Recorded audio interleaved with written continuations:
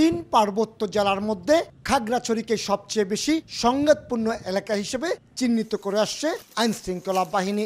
বিশেষ করে দুযুগের বেশি সময় ধরে এখানে শান্তি চুক্তির পক্ষের সন্তু লারমার নেতৃত্বাধীন পার্বত্য জনসংহতি সমিতি জেএসএস এবং ইউনাইটেড ডেমোক্রেটিক ফ্রন্ট ইউপিডিএফ এর বিরোধ চলে আসছে। সবশেষ গত 3 মাসে পানছড়িতে 4 জন এবং দিঘিনালায় 2 জন খুন হয়েছে আধিপত্য বিস্তারের লড়াইয়ে। এখানকার প্রতিটি সন্ত্রাসী গ্রুপের হাতে রয়েছে AK-47 এবং M16 এর মতো অত্যাধুনিক ভারী অস্ত্র। এখানে 4টা গ্রুপ আছে, প্রতিটা গ্রুপকে আলাদা আলাদা জায়গায় জায়গায় চাঁদা দিতে হয়। আগে একটা বাহিনীকে চাঁদা দিলেই চলতো, এখন শান্তি চুক্তির পরে থেকে 6টা বাহিনীকে চাঁদা দিতে হচ্ছে। প্রত্যেকটা জায়গা থেকে তাদেরকে 10% হারে চাঁদা দিতে হয়। টোকেন না দেওয়ার কারণে আমাদেরকে ছাড়ে না, কিন্তু টোকেন করতে হয় বাধ্যতা।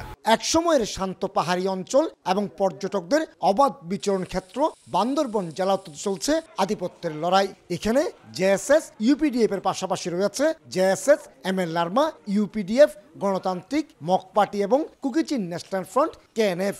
বাকি সংগঠনগুলো চেয়ে কেএনএফ এই অঞ্চলে ব্যাংক ডাকাতির মতো ভয়ঙ্কর অপরাধ করেই অবস্থান জানান দিয়ে যাচ্ছে। এমনকি কেএনএফ এর অপতৎপরতার কারণে মাসের পর মাস এখানকার পর্যটন স্পটগুলোতে পর্যটকদের নিষেধাজ্ঞা দিতে বাধ্য হয় প্রশাসন। অবশ্য সেনাবাহিনী সহ যৌথ বাহিনীর প্রায়শ অভিযান চালিয়ে ধ্বংস করছে কেএনএফ এর গোপন আস্তানা।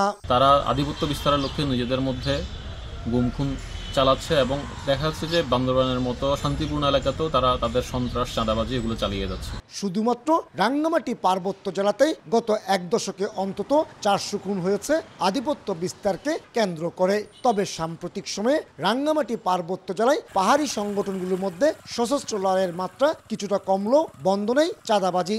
বাকি জেলাগুলোর বিপরীতে এখানে সন্ত্রাসী সংগঠনগুলোর চাঁদা আদায়ের হার তুলনামূলক বেশি। চাঁদা আদায়ের ক্ষেত্রে সংগঠনগুলোর যেমন অলৌকিক বোঝাপড়া রয়েছে, তেমনি যারা চাঁদা দিচ্ছেন তারাও রহস্যজনক কারণে নীরবে সহ্য করে যাচ্ছেন। সমস্যাটা আগে যেমন রাজনৈতিক হিসাবে বিবেচনা করা হয়েছিল, এটা বর্তমানে ভবিষ্যতে এটা রাজনৈতিকভাবে বিবেচনা করা দরকার। সংশ্লিষ্ট সকল পক্ষ, আঞ্চলিক দল এবং সরকার সবাই মিলে যদি আসলে ঐকান্তিকভাবে আমরা চাই, তাহলে আমরা পসিবল এগ্রিমেন্টে যাওয়াটা সম্ভব। গত 3 দশকে এই 3 পাহাড়ি অঞ্চলে অভ্যন্তরীণ বিরোধ সহ নানা সংঘাতে 2000-এর বেশি মানুষ প্রাণ হারিয়েছেন।